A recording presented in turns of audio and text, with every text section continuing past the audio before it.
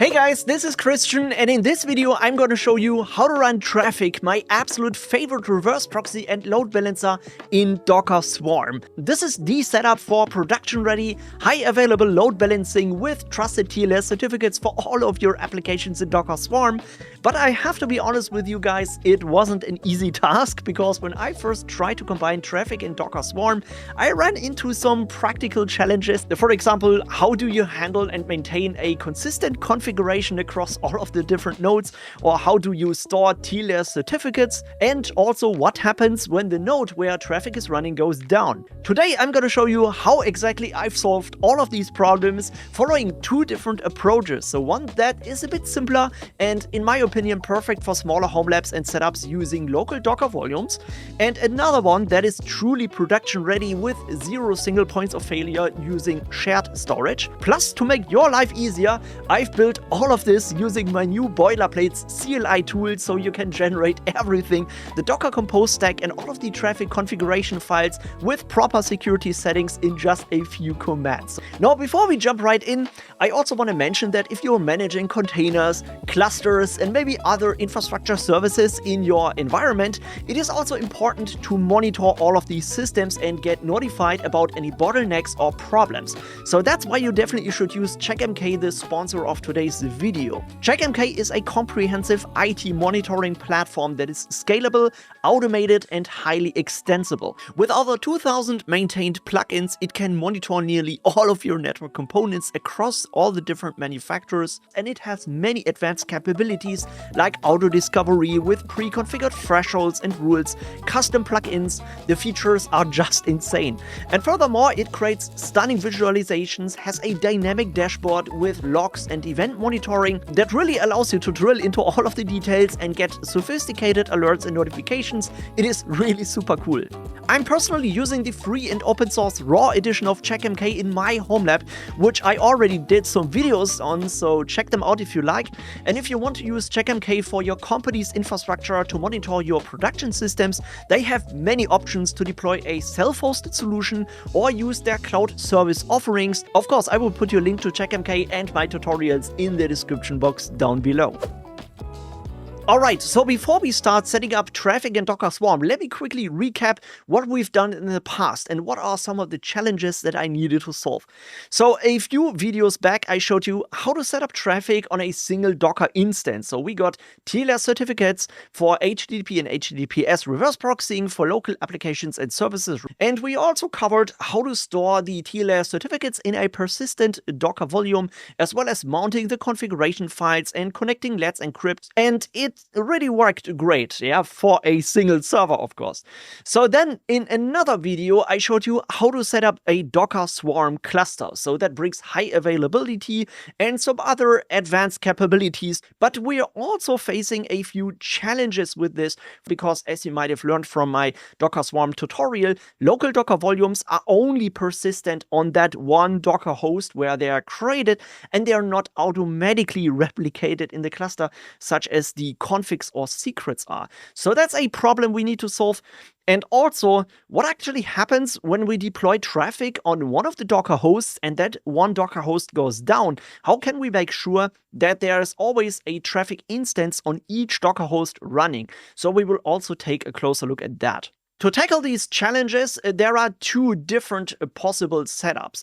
So there is one with local Docker volumes on a single node. We're just deploying a Traefik instance on one of the Docker hosts, and we can use the Docker overlay network to connect that one Traefik instance to any application in the entire cluster. That is really a great setup in smaller home lab environments where you might not have a shared storage volume. The only downside this setup has is when the node 1 goes down, so the node where Traefik is running, we can't access any other applications in our cluster, even if they might be running on the other two remaining nodes. So if you really want to have a reliable and solid production-ready setup, you have to do it this way. You need a shared volume on all of the nodes, and that, for example, you can achieve with an NFS server. So that can be a TrueNAS or an Android server that is somewhere running outside of the Docker cluster, where you switch the deployment mode of your stack from replicated to global. So that means that the Docker Swarm cluster will make sure that each of the Docker nodes has one instance of that container running, so that Traefik is running on all of the hosts, and when one of these goes down, the applications might be restarted on the other remaining nodes, but the Traefik instance is always up and running. So these are the two deployment methods that, at least in my humble opinion, make the most sense. It is up to you what you plan to use, if you want to have a more sophisticated setup for true high availability, or if you are okay in your small home lab that you might need to restart a Docker host. That is again up to you and how complicated you want this setup to be. Now, if we take a look at the Traefik documentation, honestly, guys, I'm not the biggest friend of the Traefik documentation because it has a lot of different fragmented areas. It has improved a lot in the past, yeah, don't get me wrong. But of course, it is a quite complicated setup with many different things you need to keep in mind. And Traefik in general is, in my opinion, not a really intuitive solution. So it really takes some time to get up to speed and to understand all the things that you need to set up and how they work in combination, especially on Docker Swarm. So that's why I thought, instead of just going through this documentation, I'm going to create my own boilerplate. That is like a template that contains all of the best practices and things that we're covering in my tutorial. And you can use my newly created boilerplate CLI tool to easily create a Docker Compose template for Traefik running on a single node server or on Docker Swarm using the one or another deployment method. It is completely up to you. It's highly customizable and flexible, and you can use this with a one-line command that you can just copy from my Git repository, of course, link in the description. Put this in the terminal, and that will install the latest version of the boilerplates tool, and then we can use this to create a new deployment Docker Compose file for Traefik. Now let's take a closer look at how that tool actually works. Once you've installed that, you can just execute it with boilerplates. Always make sure to make a repo update before, so that will download and synchronize the latest versions of the boilerplates templates with my Git repository. And then you can just use the compose list command to get a list of all the boilerplate templates that I've created for Docker Compose. So here we find Traefik. Again, this is using the latest schema 1.1. I'll probably update this in the near future when I include more features in the boilerplates. And here you can create pre-configured versions of the Traefik Compose stack, including authentic middleware presets, and also make this ready for Docker Swarm. Okay, so let's now take a closer look at what are the actual files that it creates and the variables we can use to customize this template. Now, first of all, it creates a bunch of different files, like some environment variables, an environment secret variable that later contains our token for the DNS challenge that is necessary to get trusted TLS certificates from Let's Encrypt. And it creates a compose stack file, so depending on whether you are using Docker Swarm or Docker standalone, it will generate this file with pre-configured settings.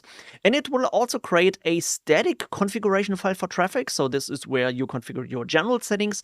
And it also creates some placeholders for dynamic configuration files, so where you can add your middlewares, your routers and service definitions, and also put that in a config directory in Docker standalone that just gets mounted through the config files. In Docker Swarm, we are creating Docker configs that are created automatically from the content that is in these config files.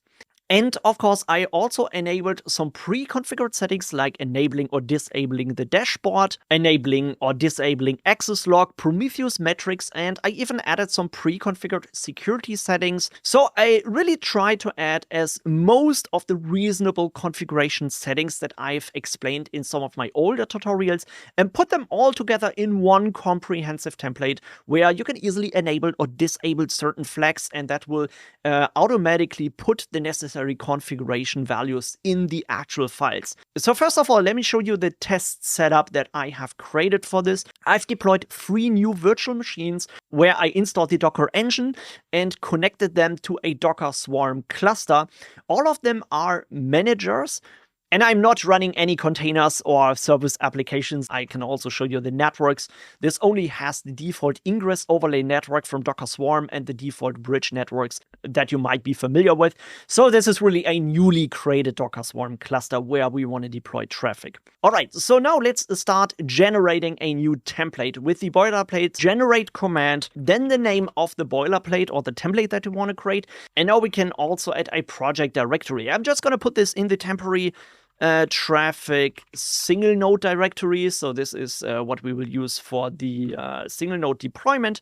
And this again prints out all of the variables and the files again and ask if we want to customize any of these settings. You can see by default, this template will work great in a standalone Docker container, so with just Docker Compose up on a single Docker host. But of course, we can customize all of these variables, enable DNS settings, and enable Docker Swarm. So let's go through all of these options one by one together. So let's say yes. I'm not gonna customize the service, container, or internal host name here. Just go with the default, set my container time zone, and the container log level that I want to use. I think info is fine. And the restart policy, unless stopped, also should be fine. Now, the HTTP and HTTPS port, you should not need to customize because usually we want to use the default port 80 and 443. And the Traefik dashboard is by default running on port 8080. Note, this is only used when the dashboard is enabled. I personally would not recommend you to do that if you haven't protected this with a strong authentication. Now, the next thing that is important to set is the Traefik network name. My boilerplate will also automatically create an overlay network that is attachable. So that means you can attach other projects or other container stacks to that Docker network. And then the Traefik reverse proxy will automatically be connected with all the applications running on the same Swarm cluster, no matter on which node they are running on. So this is really important to connect the Traefik reverse proxy and all your other application deployments to the same Docker network. All right, so long story short, let's continue with the default value. The name of the HTTP entry point, I'm always using web. I've seen other tutorials use different names, but that's what it's probably the most common one. Now, if you're attaching the Traefik reverse proxy or the Compose stack to an existing Docker network, then you can enable this here. But if you follow the default values, it will create a new network and manage this in that Compose stack that we're creating.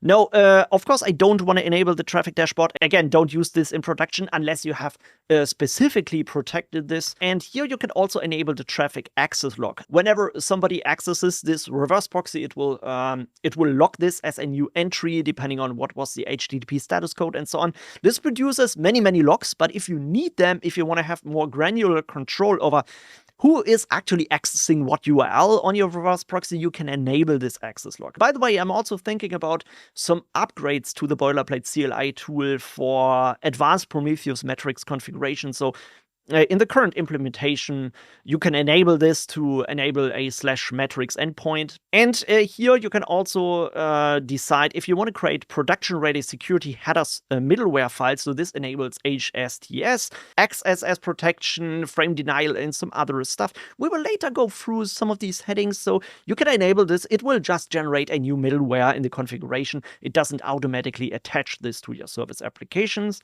And now we want to decide if we want to enable HTTPS with TLS and the ACMA protocol. Of course, this is probably the most critical setting why you want to use my templates. Yes, of course, I want to do this. Name this to web secure, and now we can give the certificate resolver a name. Now, this is also using the same variable names as the other boilerplates use. I will set this to Cloudflare, but you can customize it. And here is the DNS challenge provider. Now, currently, I'm only supporting Cloudflare, as I said in the beginning. If you want me to add another one, just raise it as an issue on GitHub. But currently, this is the only thing that's supported. And now we can add the DNS provider API token. By default in Cloudflare, this is your personal access token. I think I've explained this multiple times, but just in case you haven't followed my Traefik tutorial, then just go to your profile, go to API tokens, and then create a new API token with the zone DNS template. And then you also need to add your email address. In my case, I'm using info@creative.de. And now you can also enable a redirection rule. So this definitely would be recommended in production to redirect all HTTP traffic to HTTPS to prevent that any of the users is accidentally using an unencrypted HTTP connection, because without a redirection rule, this would be possible. And also the next setting is quite important for security. This is enforcing TLS 1.2 as the minimum version. So I think we're now at TLS 1.3, which adds maximum security features, but not all backend services and not all clients are using or supporting this.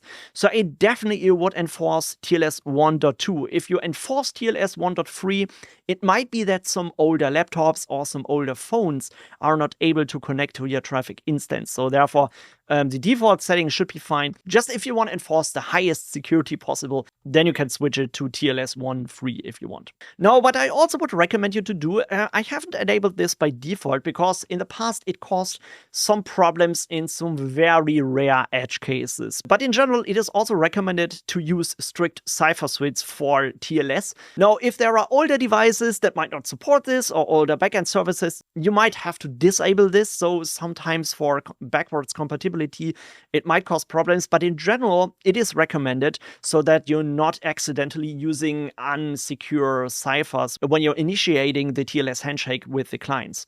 There's also another setting, skip TLS verification for backend servers. And now this is only relevant if you're running applications inside your Docker Swarm cluster, so behind the Traefik reverse proxy, that are using HTTPS connections, but are using self-signed certificates. By default, I'm not enabling this because it might be a security risk, so should not be best practice. All right, and now comes the most important setting for this tutorial. This enables the Docker Swarm mode. Of course, we want to enable this, otherwise it will generate a standalone Docker Compose stack. And here comes the important part for our first setup. So this is really important to change if you want to go with the single node setup or with the global setup. By default, I've set this to replicated. So that means it will create a specific number of replicas of Traefik inside your Docker Swarm cluster. And by default, the number is 1. So that means it will create one Traefik instance in the entire cluster. And you can, with the target hostname placement constraint, specifically define on which host you want this Traefik instance to be created on. Note, this is really important because if you don't set this, it might happen that your Traefik instance is restarted on another Docker host that does not have the same Docker volume for the TLS store. I think in case of Traefik, it's not that dramatic, honestly, but it is not really best practice. So therefore, I think it is necessary to pin that to a specific host. And then we want to configure the Swarm volume storage backend. By default, it is always local, so uses a local Docker volume. In case we're using a shared volume later, we have to customize this option. But now we will just run with the defaults. And now we can also customize the Docker Swarm secret name, so where the API token that we've added here is stored in. Actually, it's not really that important to change this name. Only if you're using this name for another secret value, you have to change it, obviously. And here you can also enable an authentic middleware. When we use the free and open source identity provider Authentic and combined this with a Traefik reverse proxy, so then you can enable the Authentic SSO integration. So this will just generate the middleware connected to your Authentic outpost. If you're not using Authentic, just ignore this. If you're interested in it, again, refer to my Authentic tutorial. So there I've explained everything. Okay, so now at the end, we get a summary of what files are being created by the boilerplates tool. I know there was a lot here, but I tried to make the boilerplates as customizable as possible by still enforcing or pre-configuring some reasonable values. And before I deploy this to my Docker Swarm cluster, let's have a quick run through the files that have been created. So here you can see we're creating a new Traefik service. We're exposing the port 80 and 443. In Swarm, this will be exposed as an ingress port exposure. So this is using the Docker Swarm's internal load balancing feature. It's quite nice. Then we are creating a new Docker volume for the Traefik certificate storage, and we are including the .env file, so that really just contains the name of the CF API token file where the actual secret is located in. And then I'm also attaching 4 configs, so Docker configs, that are automatically created here from the content of these files here, so in the project directory. And when we take a closer look at these config files, so here's the general Traefik configuration, where the email address and the DNS challenge for the certificate resolver is configured. as well as the TLS ciphers that have been enabled by this setting here. And I also configured two providers here. The Swarm provider, not exposing any services by default, connected to the proxy overlay network, which is, by the way, managed in this compose file here. So here you can see it will create this overlay network as attachable. All right, and then I'm also adding another provider, so that will automatically watch any dynamic configuration files into this directory. So this is where the other files are passed through. When you take a look at the middleware files, so this is adding the middleware security headers that enable some security settings you can just add to any applications using the Traefik labels, and some placeholders for adding custom routers for external services, whatever you want to use this for. And I also added a simple health check using a ping request. And of course, here you can also see the Docker Swarm deployment options. The mode is replicated with one replica, and the name constraint is set to hostname vmtest1. So let's go into the temporary file directory, so where everything is located. You can see I'm connected to my test environment, and currently there's nothing running. So let's start deploying this. Now, in Docker standalone mode, you will just use Docker Compose up. But of course, if you're using Docker Swarm, if you've watched my Swarm tutorial, you will use this stack deploy command. Set a specific compose.yaml file. This is needed, otherwise it will not work. And then give this a name, something like Traefik single node. I think that's fine, right? So here it will create the necessary resources like the proxy network, the secret, the config, the Docker configs, and the service. And with Docker stack ls, we can see the stack is up and running. Let's also execute Docker service ps. Sorry, it's Docker service ls. And then Docker service ps, we have to use the name of that, of course.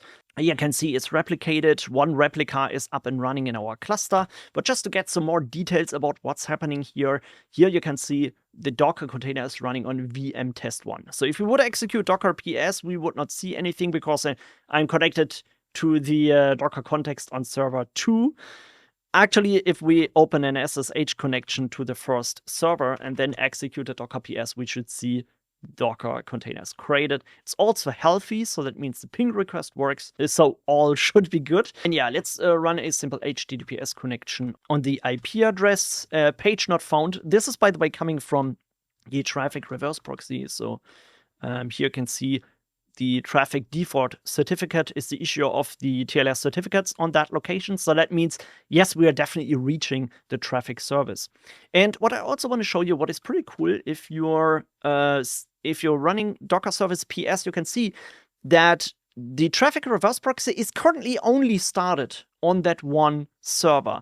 But what happens if we ping the IP address of the second node, for example, so it's the 10.20.30.4, and if we also make a curl request to that, you can see that this still gets us the Traefik default certificate. So even though we are deploying the Traefik container on just one Docker node in the cluster, we can still access this by any IP address of the cluster. So that actually means you don't have to run Traefik in your cluster multiple times. It's enough to run this one instance of Traefik somewhere, and you can still achieve high availability with this. And let me also demonstrate how that would work to connect multiple service applications. Again, if we return to the boilerplates, it would be nice to just deploy the Whoami boilerplate. So this is just a very simple test container that is used by Traefik to verify that this is working. This is just deploying a very simple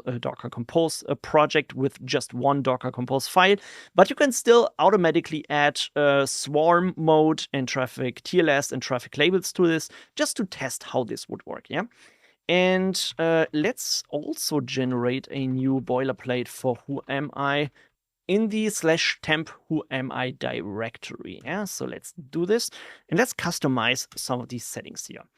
All right, just assume this would be a production-ready application that we want to deploy. Yeah, let's just use the default values for the hostname, the restart policy, and stuff like that. Now comes the important part that we want to connect this to the proxy network. So this is the name of the Traefik networks, the overlay network that we've created. So now we want to set the domain name for our application. Of course, we're not using localhost, but we can use any name that we created on our DNS server. So in my case, I created one that is whoami.home.secrave.de. So making sure that we're using trusted TLS certificates. And the certificate resolver name is Cloudflare. So now this variable name matches with the Traefik template variable as well. And because we're using Docker Swarm, we also need to deploy this container as a Swarm stack. Because if you remember in the Traefik configuration file that we've created, I didn't enable the Docker provider here. I enabled the Swarm provider. So that means we cannot expose standalone containers with this template. Actually, there is a trick to enable it. If you enable Docker provider here and configure it, you can check this in the documentation. And this is kind of possible. So you can run Traefik itself in Docker Swarm, but you can expose standalone containers if they are attached to the same proxy network. It will work. However, it will also generate a warning inside the Traefik logs. And I think it is not really a best practice or supported deployment method. So if you're running Traefik in Docker Swarm, just assume that you can also only expose Swarm services and not standalone containers. Yeah, it is technically possible, but it's probably not recommended. All right, so yeah, that's about that. So yes, enabled Swarm mode. And now I want to place this, I want to run this as replicated with one replica, of course.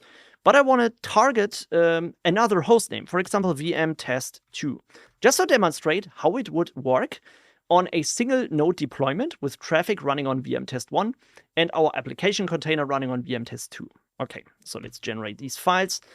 And then let's go into this directory. I think I've used Whoami as the name. Oh yeah, and this is our compose file. You can see this just generates a very, very simple test container, but it has our deployment configuration for Docker Swarm running on vmtest2. And it also has attached the Traefik labels that are necessary to expose this with our Swarm reverse proxy. And of course, I've also attached it to the proxy network, the overlay network where Traefik is running. These are the important parts that you need. And then you can just use docker stack deploy compose.yaml. Of course, I want to use a different name. Just use Whoami. I think that's fine. And then it's creating this service. All right, so now let's just run docker stack ls. There we have our reverse proxy, our application container. And now, of course, it's also important that you have set the DNS name and point this to the IP address of any of the nodes in the cluster. So here you can see that's the IP address of the vmtest1 server, so where the Traefik reverse proxy is running, but actually it's not important which of the IP addresses you choose.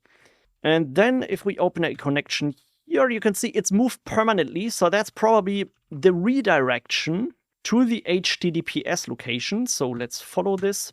Sometimes it can take a few seconds or maybe up to a minute or two until the certificate is issued by the Traefik reverse proxy.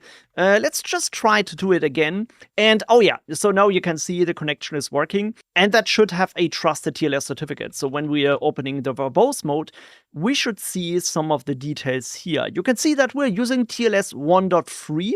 The minimum version was configured to 1.2, but as this is an updated client and the reverse proxy is up to date, it uses automatically the highest version possible, and also one of the most secure ciphers that the server and the client both support.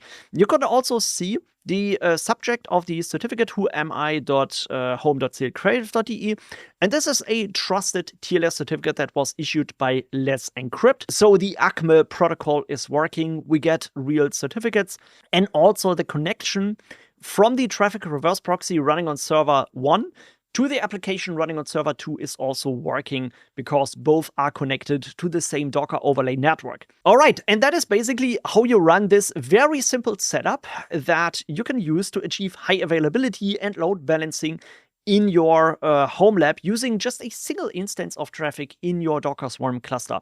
However, as you told you in the beginning of this video, That has a small downside, and this is if we would shut down the server vmtest1 where Traefik is actually running. I can just demonstrate this to you when I just open an SSH connection and shut down this server, and then we try to connect again. You can see this is not working anymore. It's running into a timeout. How to achieve the second setup with a shared volume, so where we store the TLS certificate onto a separate NFS server and deploy Traefik on all 3 nodes in the cluster so we can actively achieve high availability. All right, so first of all, we have to remove the Traefik stack. So that will again not work because there is an application connected to the proxy overlay network. So you first of all need to make sure that all the services using this proxy network are down. So we need to remove the Whoami stack as well, and only then we can remove the Traefik single node stack so that there's nothing running anymore on that cluster. All right, let's return to the boilerplates and let's generate another deployment file of Traefik, but now let's set the name to global. I will just rush through the first items here because we've covered them before. Just use the same settings. So here comes the difference.